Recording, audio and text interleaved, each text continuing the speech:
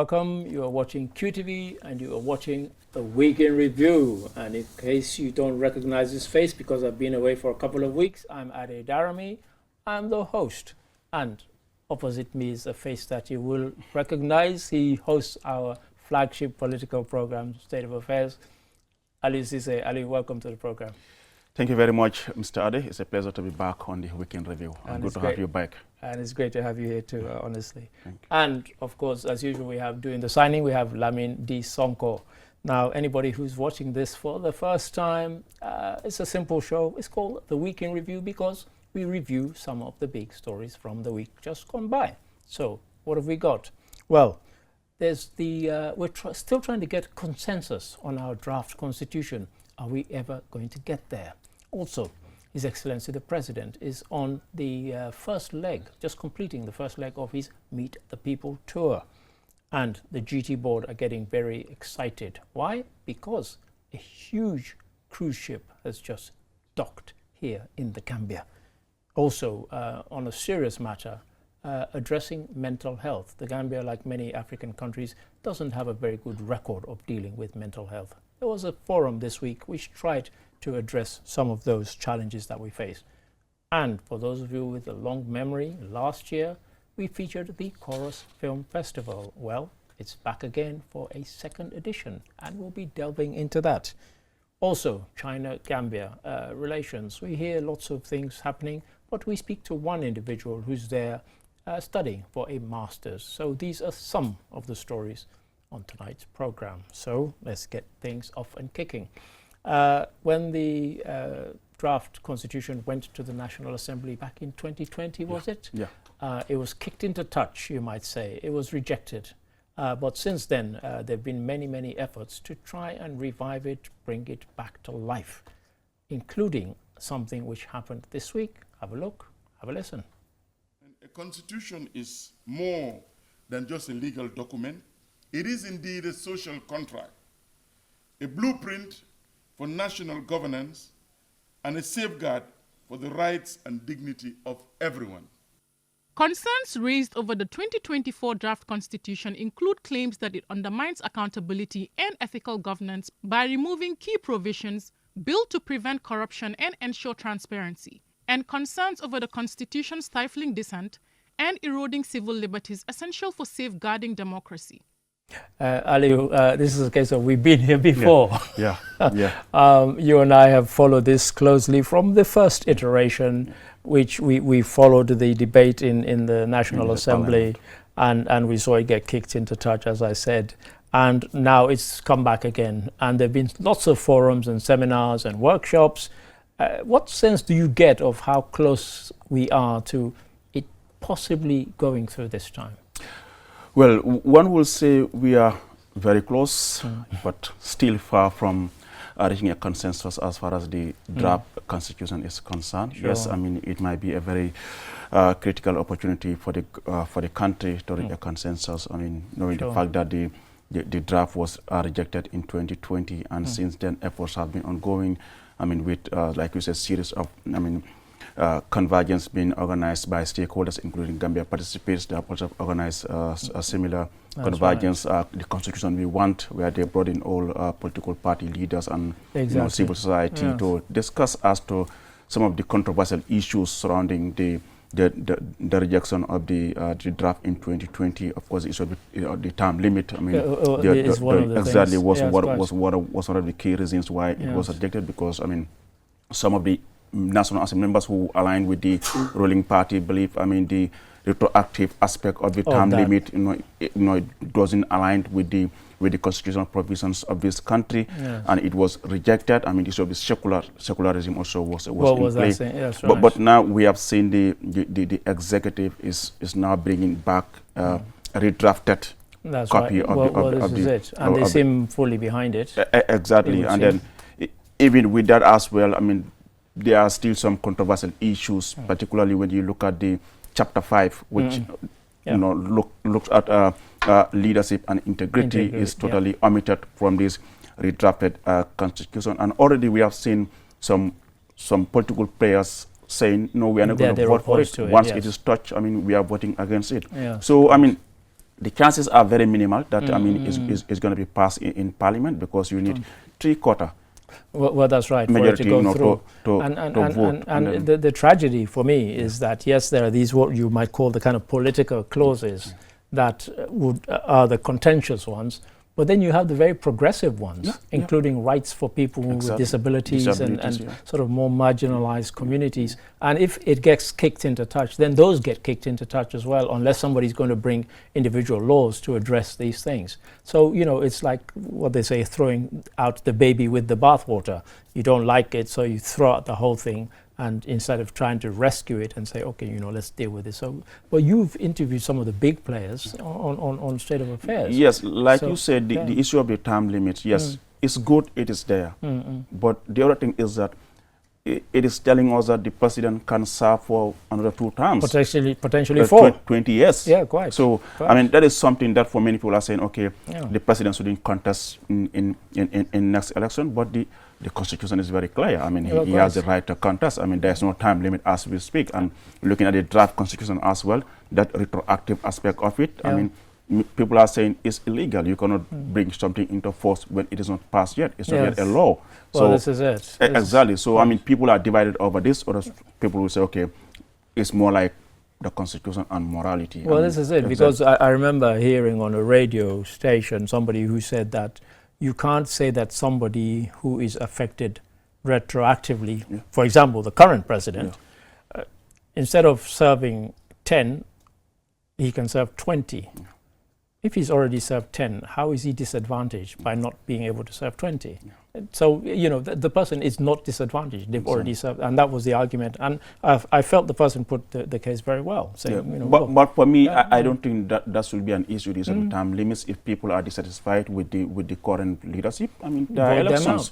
Go to the polls and vote against him. Right. But the other thing also that we have seen is, like I said earlier, on Chapter 5 of the draft Constitution, which looks at the issue of integrity and of course, I mean, the leadership in Chapter 5, because Chapter 5 is talking about, I mean, if a president is out of office and you are found, I mean, wanting by a commission of inquiry to have, you know, committed corruption whatsoever, then, you know, you stand to lose all the benefits that comes with being a former president. So we have seen that whole chapter is removed, even though we have seen some senior lawyers like Lamin J. Dabo who said, I mean, he doesn't see that, you know, fit in the Constitution, because it's more like it's a morality and not a constitutional provision. Right. Others are saying no, because once you remove this, then the issue of trying to, you know, promote good governance, I mean, fighting corruption, then, you know, it is being done, you know, it's weakened. It's weakened because of the whole, you know, chapter is removed, and now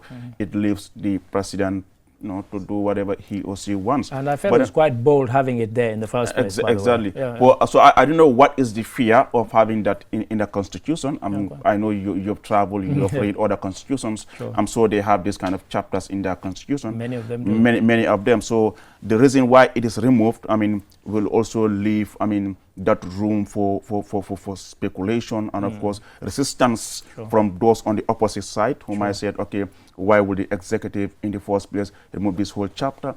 The issue of consultation was also something that people question. I mean, some people will say, okay, I mean, after the Constitution was rejected in 2020, I mean, there was that need to create a committee that will look into all the controversial clauses in that Constitution and engage all stakeholders. But when you look at this redrafted Constitution, I mean, some of the political players, some of the political party leaders are telling you they were engaged. It was more of the executive just sitting down and coming up with this redrafted Constitution. And people are also questioning, I mean, do they have the powers, the constitutional powers? To actually put forward another exactly. So for me, I'm looking for, I mean, it's going to be quite difficult to have this Constitution passed in Parliament. There will be so much resistance as far as the opposition parties are concerned. So, and other than that, yes, you can have the, you know, the Constitution passed in Parliament, but also when it gets to referendum, you also need 50% to vote and 75% to say yes. So you know, we still have a long way to go. I know the government might be, you know, is trying to do everything possible to give the impression that, you know, they are really committed to the Constitution, because if you remember, even the last ECOWAS summit in Abuja, it was one of the key recommendations in their final communique that Gambia should, you know, come up with a new constitution. So quite. It's going to be interesting, how they go about this whole thing. I mean, like you said, we have series of engagements, but what will come out of this? Thank you, Aliu. At the beginning, I see. said we've been here before. I suspect we'll be here again. Exactly. But thank you for that. And that takes us on to story number 2. And in case you're wondering, some stories deserve more than other stories. So if you see us and you hear us spending a bit more time on others, it's meant to be that way, honestly. Now, story number 2, I mentioned at the top there that His Excellency the President is wrapping up the first phase of his Meet the People tour. It's just ended and the next phase is about to kick off. So what are some of the things that we saw and heard? Have a look, have a listen. Traveling along the Trans-Gambia Highway, President Barrow made a brief stop at the Pakalinding Bridge Hotel and restaurant in the Lower River region before continuing on a 14-kilometer dusty gravel road to Sare Sajo village. Here, President Barrow toured and inspected the Livestock Feed Enhancement Center. The machine has a small generator, and then they can just cut the grass now, bale it better, put it in bags and store it easier. The convoy left Sare Sajo and arrived at the Bromang Bridge in Fonyi Kalaji, West Coast region. As per tradition, the tour was symbolically handed over to West Coast region authorities with a large crowd of supporters accompanying the president's convoy. Aliu, one might call you a veteran of these tours.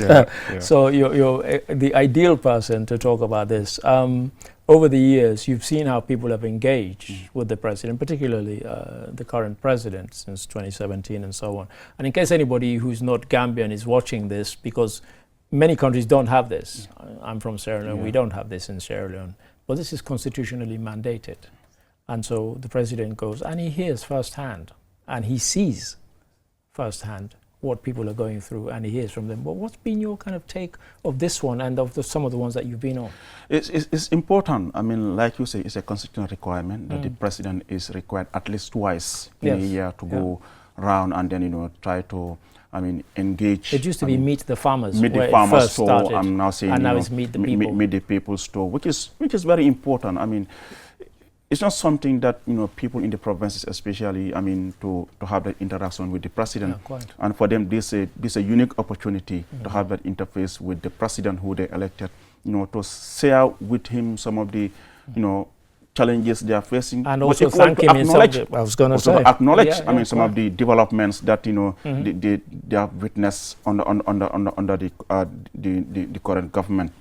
But like you said, it's important because it avails the president that opportunity to see for himself, things that are happening, at the grassroots. Connect. Because otherwise he could just sit in State House and people send him reports. Exactly, but then it is a constitutional requirement that he must go. Yes, you might have some people who must say, okay, the president is using this as a campaign effort, to gauge public perception, to gauge his popularity, and of course, to reassure Gambians of his commitment to developments. Yes, 2026 is coming. Yes.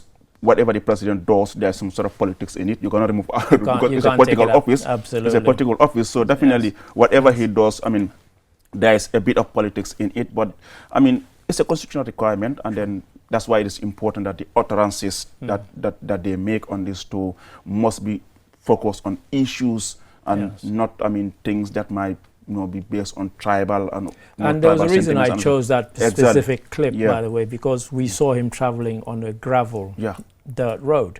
Now here in the kind of Greater Banjul, we're used to, most of the major roads have now been tarred, they've been improved beyond, but there are still people who are saying to His Excellency the President, we want this road improved, and he drove on those roads. So it's not like just hearsay.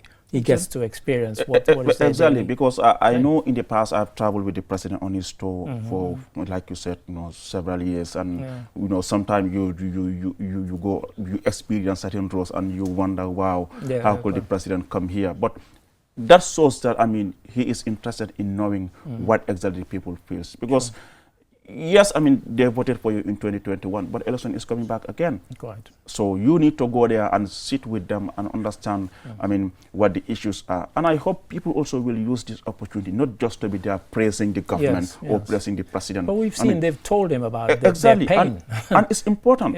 It's quite. important because, I mean, you are paying your taxes. I mean, you expect, government to bring in that developments for you. Sure. I mean, there are so many communities that, have never experienced that route. But, I mean, we have seen, that's happening now. I mean, the Lamenkota Pasamas road, I mean, the Nyanija road. I mean, you go to Basse, I mean, it's transformed now. The Kabada road in the Lower River region, they've never had those, I mean, those roads. And I think it's important. I mean, road infrastructure is very key in any development. I mean, you talk to people and they try to rate the development in other countries. What they tell you about is about infrastructure. That's what we term as development. But look at the new, I mean, the Battle Harding Highway now. When you close from work, it takes you maybe 20 minutes to reach home. Imagine then, over an hour before. Exactly. Imagine then, you might spend almost 1 hour on the road, but now it's much better. Sure. So this is important of, bringing about such development.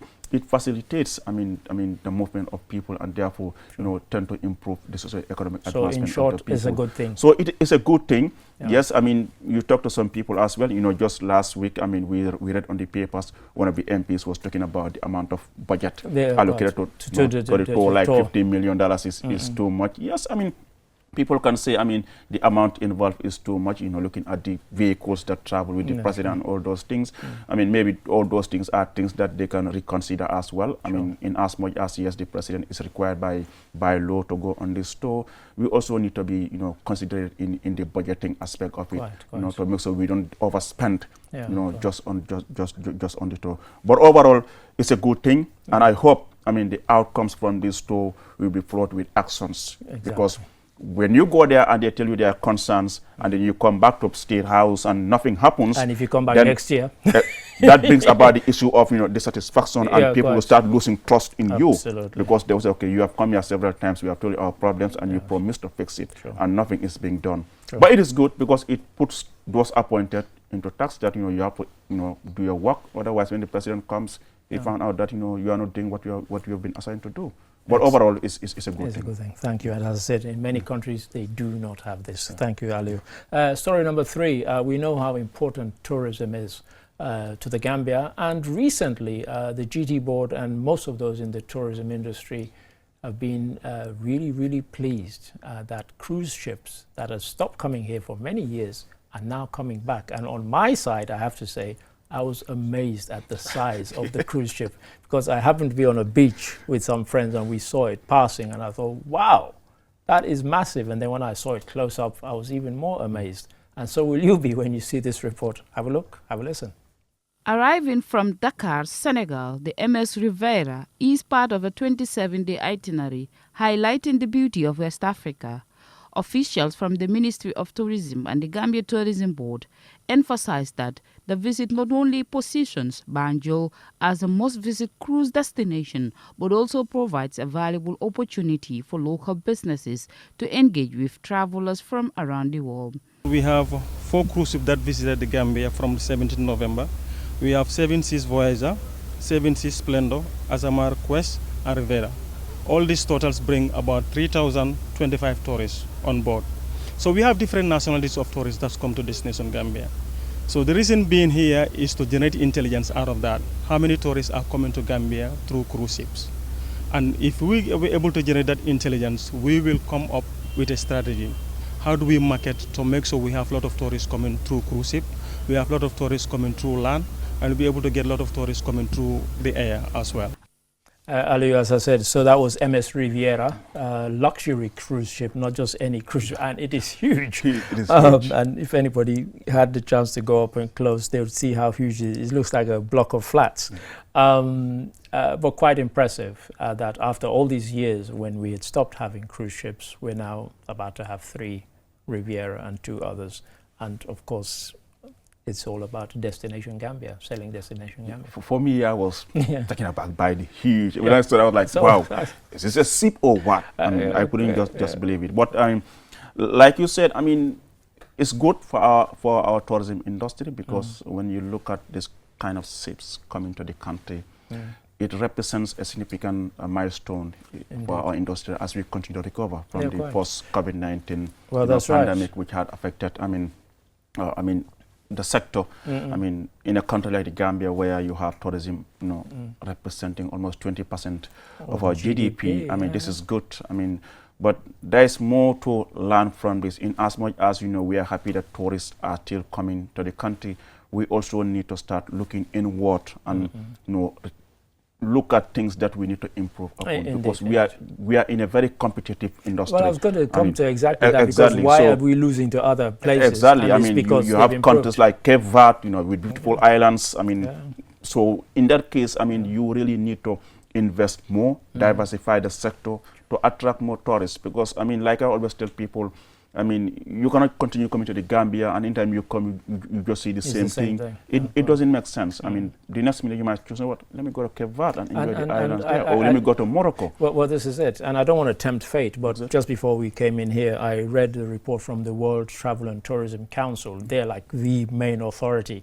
And their report is that this year, they expect the countries that had lost out because of COVID-19 to have recovered as much as 96% of the trade that they got up to COVID-19. So the Gambia will be hoping that they are among those countries that hit or even surpass, get up to 100% of the trade that we used to get. So potentially it's good, but as you said, we have to improve our offer, and it can't just be the same old thing. Otherwise they'll think, okay, when I went there last year, unless there's something different or better or new, I'll go somewhere else. So we have to up our game, really. We need to. I mean, especially when you look at the tourists that are coming into the country, you'll observe most of them, I mean, they cross over to Senegal, Fatala, to go and see some of these animals. I mean, these are things that I believe, we should have had in this country. In fact, we used to have it. And what happens? Yeah, well, this is it. And you had some of the people who were here, who were African Americans, saying that they wanted to go to Senegal to go to Gorée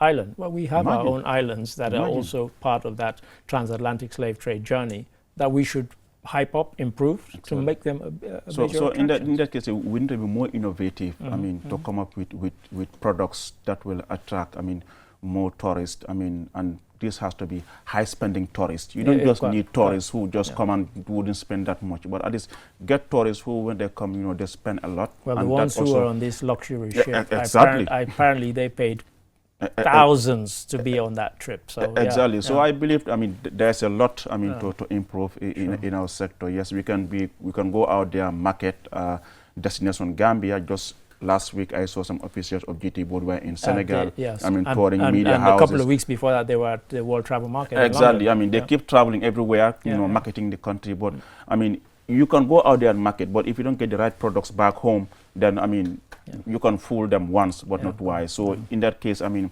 we need to invest more in this sector. I mean, when you look at the budget for next year, it's $54 million for tourism and culture. So there's a lot to improve in this sector, because we can gain a lot from this sector. We really can. As you mentioned, other countries have gained a lot from it. Well, thank you for that, Aliu. And now story number 4. I mentioned again at the top of the program that not just in the Gambia, but in many African countries, mental health is not really given a priority. And I think it's probably best exemplified by the fact in Gambia we only have one psychiatric hospital. Sierra Leone is the same. There's only one. And Sierra Leone is a much bigger country. But here, some people, amongst other initiatives, are trying to do something to address mental health challenges here in the Gambia. Have a look and listen to this. The World Health Organization, as we have been informed earlier on, estimates that 1 in 4 people will experience mental health illness in their lifetime, with depression and anxiety alone costing the global economy approximately $1 trillion annually. In the Gambia, the rise in mental health conditions exacerbated by the abuse of illicit substances like kush, cannabis, and other hard drugs has become a pressing concern. Our responsibility is clear. We must advance laws and policies that protect the human rights of those with mental health, but also with psychosocial disabilities, so no one is left behind. This, therefore, places mental health as an important element in all health dispensation. An important element in all health dispensation is what it should be. But the reality is, it's a different thing. It's not. Is it, Ali? You and I, we've had discussions about this, about tanka, and about how we treat people who have, you know, just kind of societal things. I mean, well, this is it. There's stigmatization and so on. But as I said there, this is one step and many other steps. But we need to go beyond that because they talk there about laws. It's not just about kind of passing the laws. It's about implementing them to protect people with I like you said, I mean, we now need to translate our commitment into actions. I mean, like I said, the issue of mental health in this country, I mean, is rising. I mean, you know, there's so many cases of mental health disorders in the country, and this is something that can happen to anyone. Yeah, quite. And in that case, I mean, we really need, I mean, more funding for the sector. More training to have more professional trained, I mean, you know, specialists in this area. Like you said, we have only one psychiatric center in this country, which is Tanka, and even that place is underfunded. I mean, I've been there several times. I mean, even some of the people who are working there are not people who are well trained. Right. And these are people that, you know, the government should, you know, give more opportunities, you know, to be trained, but also to build allocate more funds, allocate more funds. I mean, to improve. I mean, that center, but equally to build another one as well, because it's important. But then the good thing now is that the vice president did told this meeting that, I mean, the cabinet has approved, I mean, to have the Tanka as a standalone facility like the Edward Francis Teaching Hospital, where they will allocate more funds, I mean, to improve the center. But equally also, we also need to look at the existing laws. I mean, some of these laws are outdated. I mean, like the Lunacy Act. I mean, exactly. Yeah. I understand since 1957. I mean, these are laws that are outdated, and the people who brought them in, the colonials, have kicked those laws out of their own statute books, and we've still retained them. But you're absolutely right. So we really need to look at the laws. I mean, the financial aspect of it. You know, more funding need to be put into this, because, like they said, I mean, it's a fundamental right that, I mean, they really need to be taken care of. But equally also, as people, as society, we also have a huge role to play as well. Earlier you mentioned about the issue of discrimination and stigmatization. I mean, these are all, you know, factors that are playing part in I mean, if you see somebody out on the street who is obviously having a kind of mental episode, it's not for you to start teasing them, throwing things at them or something. You know, that's not the attitude. And so, as you said, society, we can say, oh, government haven't built this, but we also have a role to play, as you rightly said. Because in fact, some of these things, it comes from us, you know, close family members who will, you know, try to treat these people anyhow in our society. But then the most important is that the government has a huge role to play. And I hope, I mean, from this meeting, I mean, they will come out with, you know, some actionable steps that can be used to improve the issue of mental health in the country. Thank you for that, Aliu. And story number 5 is up next, which will also take us to the midpoint in terms of stories. I mentioned again, Chorus Film Festival happened last year for the first time, and this year it's already a success, beg your pardon, and here's a snippet of some of what we can expect. On day 1, we will be premiering one of our first produced Gambian films called The Audition. Justine Gouchoubar of the Alliance Française de Banjul was the one who's the main producer of that film. She's actually helped us raise funding for all 3 of the films, and also for the festival itself. So that's day 1. Day 2, I've directed a film called Nanjan Room, which is a horror film. So for anybody who loves a horror film, you don't want to miss this. And then on the final day, Saturday, we'll be premiering Hasim. Hasim is the film that we worked on last year, and we put a trailer up for it, and people were interested in seeing it. So this year, finally, we have the chance to show the public. Ali, we heard there from Babu Sise, who probably doesn't need much of an introduction. Definitely. I don't think I'll be going to watch the horror film. Horror's never been although I've seen a few, but nonetheless, there's a kind of diversity there, and this is very much, you know, his baby, and it's good that, you know, we're now getting the slow beginnings of a proper Gambian film industry. It's highly welcomed, and like you said, having someone like Babu just being involved, has bring much more credibility to the festival, and of course will help in raising the profile of the festival internationally. I mean, this is a renowned actor, and there are people, and there are films from around Africa that have been exactly, in the festival. and for a country like the Gambia, where our film industry, is just starting kind of to so I think having such a festival in the country will really help us in terms of telling our own Gambian stories. I mean, like when you look at Nigerian movies in Nollywood, I mean, they use their film industry, I mean, to tell their own story, to share with people their culture and traditions, and I think having this kind of festival in the country is good. I mean, it's going to open up more partnership for some of our emerging, film producers, in the country, to have, partners with people outside. And like I said, the involvement of Babu is, for me, that alone is enough. I hope our emerging film producers and filmmakers will take advantage of this kind of events and go there and be part of it and learn, and of course, connect with Babu and expand their network. Thank you, and I think I totally agree with you, and I hope to see Hassim, and I saw the trailer and I was most intrigued. And that takes us up to the halfway point, and we'll take a commercial break, and after the break, guess what? We'll have 5 more very, very interesting stories. Don't go away, join us after the break.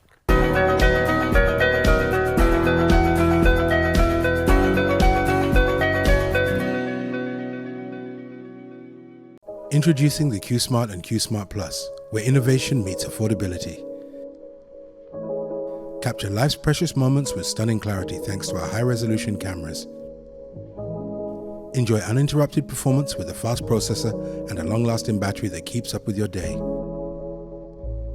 The Q-Smart offers a 5.9-inch immersive display, powerful performance, and an all-day battery life, all for just $3,400. Plus get an incredible bundle of 15 gigabytes of data, 120 minutes of talk time, and 300 SMS absolutely free. Upgrade to the Q-Smart Plus, featuring a faster processor and extended battery life, and a larger 6.5-inch screen for just $4,000. With it, you receive a massive 30 gigabytes of data, 300 SMS, and 120 minutes of talk time completely free. All bundles are spread across a 3-month period. Don't miss out. Get your Q-Smart or Q-Smart Plus from QCell today. Discover the best in quality and value right here in the Gambia. Available at all QCell customer care centers across the country. For more information, call 111. QCell's the new boss. We innovate, others follow.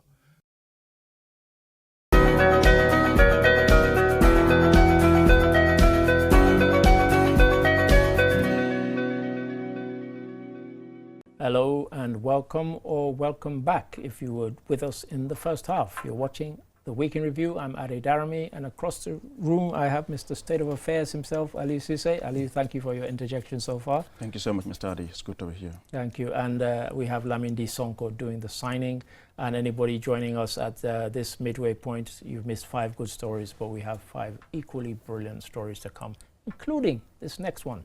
Our colleague Jennifer Sonko is in China at the moment, and I did task her saying, find as many Gambians as you can who are out there and they're doing interesting things. And guess what? She didn't disappoint. She found one person and she spoke to him. Have a look, have a listen. I've been into communications for some time now, but having to come to CUC has really widened my scope and make me dream bigger. I said I'm living the dream in China, and you know, the campus life is amazing. I had never imagined that I'll be this happy, I'll be this free living a life in China. Due to an increase in people-to-people exchanges through scholarships and in other areas, China's Banjul embassy will start issuing visas in 2025. There are many of them in different disciplines, you know, who are doing very well, and the good thing is they are very happy. So Shetijan and the rest of Gambian youths in China, come, yes, you are in China to seek knowledge. But like Chinese, when you are done, go back to Banjul and build the house. go back in Banjul and build a house, the house being the nation. Yeah. And this kind of resonates with me because, you know, my parents were of that sort of initial African generation who, when they went to study abroad, that was their only intention, study abroad and return home and build our nations, many of them which were just becoming newly independent. But as time went on, when we started having coup d'etats, people studied and then thought, I don't know if I want to go back home. So he's thrown the gauntlet down to Sheikh Tijan Njai, who's doing a master's in communications. Go back and build that home, and that's what we want to see, surely. Yeah, I think this just manifests, I mean, the strong bilateral ties between China and the Gambia. I mean, China has been a strong ally to the Gambia, not only in education, but even when it comes to infrastructure. They have been really supporting the country. And like you said, Sheikh Tijan, I mean, a graduate of the University of the Gambia School of Journalism, and you know, later was, you know, employed by the university where he worked in the communication unit. And having this opportunity, I mean, to go and study in China under a scholarship is something that is welcomed. I mean, like I said, he is one of thousands who have benefited both from long-term and short-term courses in China. And like the minister said, I mean, we hope, I mean, at the end of the training, I mean, they will come back. I mean, many a times when you talk about this issue of scholarships, I mean, people will always talk about the brain drain, because we have seen in other countries where many have, you know, gone on studies, but they never return home, and you know, they are still there. I mean, doing their own thing, which is not helpful, you know, for the to the country.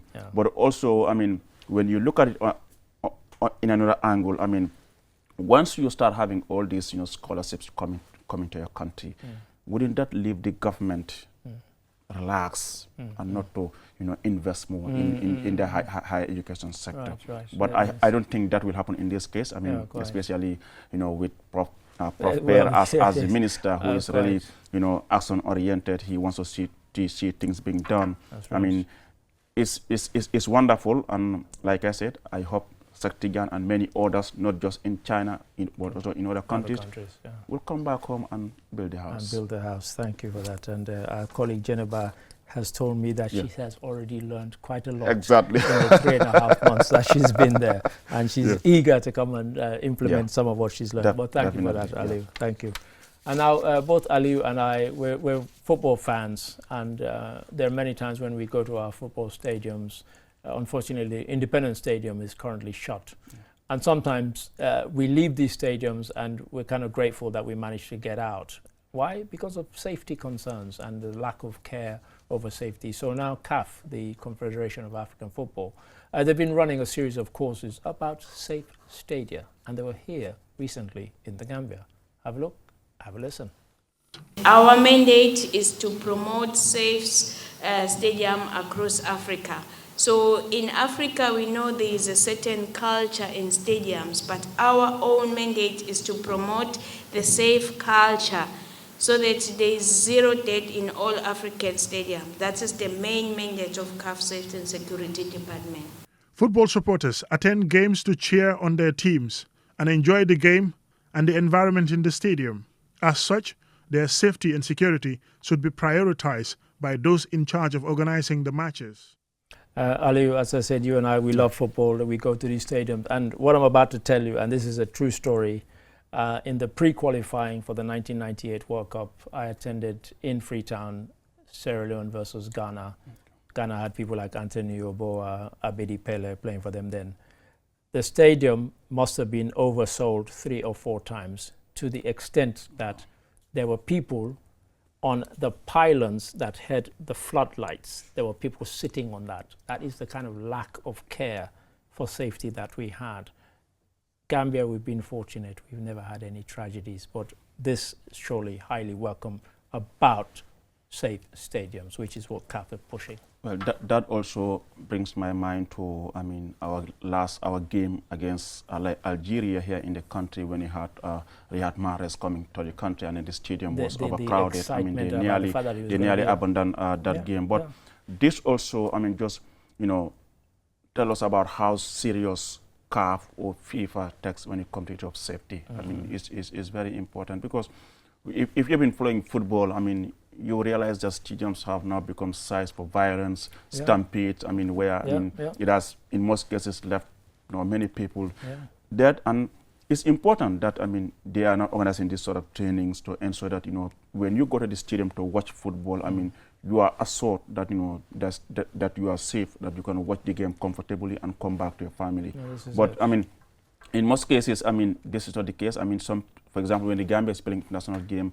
I mean, they are more concerned about the profit, the monetary aspect of it. And so, same I mean, yeah, so countries, they, you know, they sell, oversell. I mean, they oversell tickets. I mean, and in most cases, I mean, it creates that room for stampede and all those things. So this is very important, and I hope, I mean, they will continue to invest more in ensuring that, you know, the safety of the stadium is prioritized, and also continue to organize more trainings, because I mean, you need regular trainings to make sure, you know, people are up to date as far as, I mean, the new, you know, safety measures that are in place, because, you know, they change. I mean, you know, CAF can always come up with safety measures. And in fact, one would say that might be one of the key reasons why they even ban our stadium. Well, I was going to come to that. I was going to come to that, because even though they didn't say so explicitly, because as you mentioned, the Riyadh Mahrez incident, I mean, that might be one of the things when they said, like, look, we don't think that you could cope with this unless you take certain measures.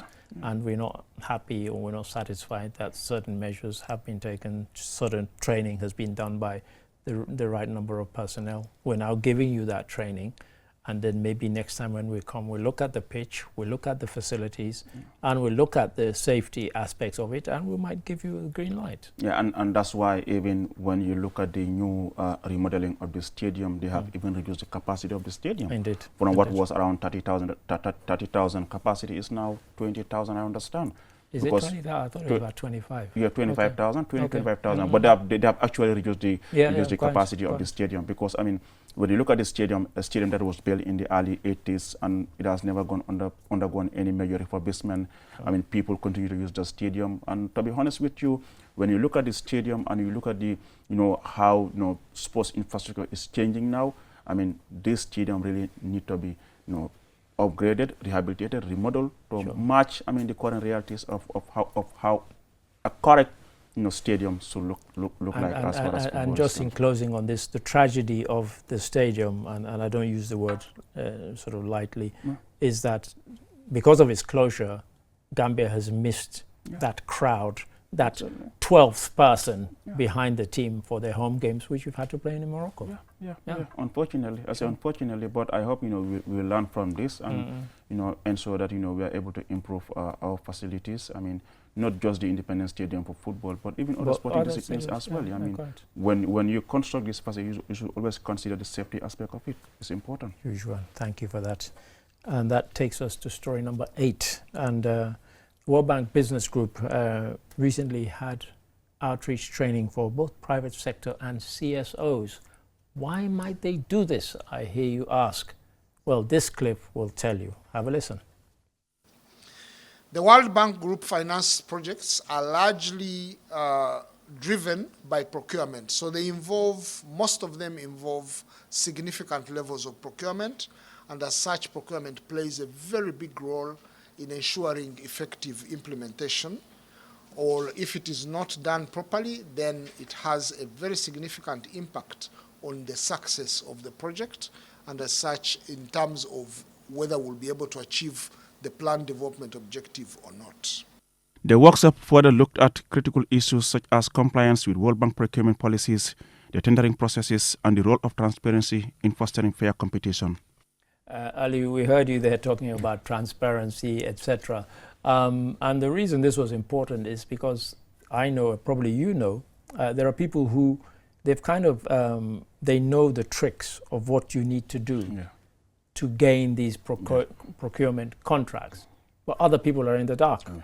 They don't know what the process is. They don't know whether they're eligible and so on. So now they've given this training to people, CSOs, people in the private sector who've probably never bid and secured a procurement contract before, and say, this is how you do it and this is what you need to do. Yeah, like you said, that is the whole idea of this training. I mean, organized by the World Bank Group Gambia office. I mean, like you said, I mean, Gambia has continued to benefit from more projects funded by the World Bank. I mean, procurement is key in these whole projects. And that's the more reason why they are trying now to educate these people to better understand, I mean, what are the, the channels to take? I mean, what do you need if you are to apply for some of these projects as far as procurement is concerned? Like you said, I mean, a project might come, I mean, you might have an insider there who might say, oh, Mr. X, this project is coming up, please make sure you get all your documents in place. But I mean, if you have everyone, being enlightened and educated about what they need, I mean, to be successful in applying for these projects, I mean, it's important because it then promotes that transparency, openness. I mean, so I think that's the most important thing as far as this training is concerned. And I hope, I mean, now the CSOs and the private sector, I mean, will take advantage of the knowledge gain. I mean, and then, start applying for these World Bank projects. Even though I know sometimes the process is very complex. It's so complex, and it puts people exactly, off. It's very complex because it's World Bank. I mean, this sort of transparency is something that they don't joke with. So, I mean, it requires a lot as far as applying for these, I mean, these projects are concerned. But I certainly watched your report and I thought this is an excellent thing. But thank you for that, Aliu. Story number 9, our penultimate story. Every year we hear people talk about the cost of fertilizer, etc., etc., etc. A lot of it is imported. Now they're trying to promote the use of organic fertilizer. And again, we heard our colleague Aliu Cisse cover this story. Have a look, have a listen. Every year when the planting season is about to start, we hear about fertilizer prices, almost all imported, and none of it is organic. This 3-year project, funded by the European Union, is being implemented by Action Aid Gambia, with partners such as Gambia Participates, Njawara Agricultural Training Center, and the Center for Policy Research and Strategic Studies. So this project is going to be implemented solely in NBR and CRR North and South, because we have identified these areas as one of the most vulnerable in the country when it comes to agroecology. Even though it's practiced there, they need a lot of support, especially CRR North. We're hoping that after this, farmers would know where to go buy organic fertilizer, and private sector will also try to increase their stock in organic fertilizer so that they are also be selling not just inorganic fertilizer.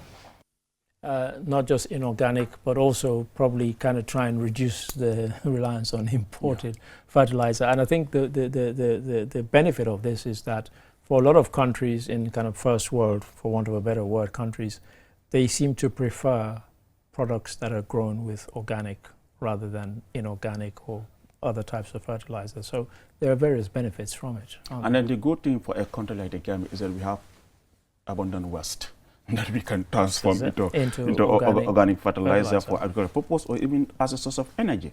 So I mean, there's a lot, I mean, that we can do with our waste. Unfortunately, that's not happening here. Most of the thing that we have is just waste collection, but we don't have waste management. We don't manage our waste. I mean, so unfortunately, that's not happening. And this project, like I said, funded by the European Union and implemented by Action Aid and partners, seeks to, I mean, help farmers now start considering, I mean, the use of organic fertilizer and not just, I mean, imported, imported inorganic ones, chemical fertilizer, I mean, which sometimes come at a higher cost for farmers. I mean, they struggle that, I mean, we cannot afford the fertilizer. And that's why even when the president is on tour, I'm sure the issue of fertilizer will always come up. People will say, okay, we need the fertilizer, but sometimes we can afford it, even though the government will say, okay, we heavily subsidized. But yet, I mean, farmers, I mean, most of them can afford the price of this fertilizer. But with the organic one, I mean, you have waste all around. So,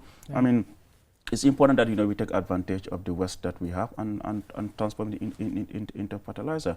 And that's why, they had to invite some experts who will share with these, I mean, participants how to, I mean, transform this waste into organic fertilizer.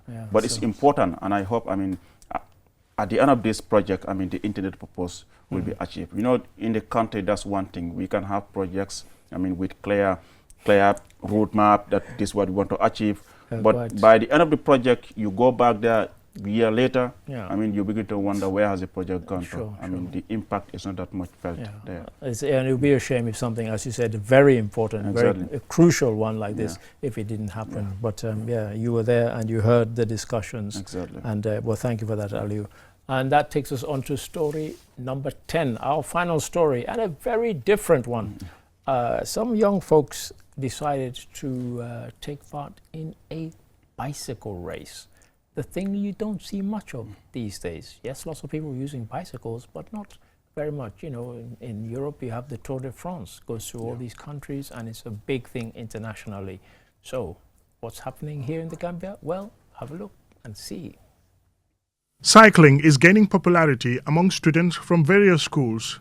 2 weeks ago, students from West Coast region participated in a cycling race in Sifo. On Sunday, students from the Greater Banjul area had their turn, competing in a 10-kilometer race for males and a 5-kilometer race for females. The race began at Westfield, passing through Joswang, the traffic lights, Tobokoto, and then returning to Westfield. Lamin Fati, a student from Kanifing East Upper and Senior Secondary School, claimed victory in the men's 10-kilometer category after a fiercely competitive race. The female students' 5-kilometer race was also highly competitive, with participants showcasing great determination. Their race started at Westfield Youth Monument, proceeded to Tobokoto via Talinding on the Brikama Highway, and returned to Westfield. Salimatu Conte emerged victorious, taking first place.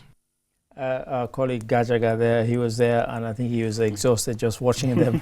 But Aliyu, there are many aspects to this. There's the fitness element of it, but also there's the matter of this sport.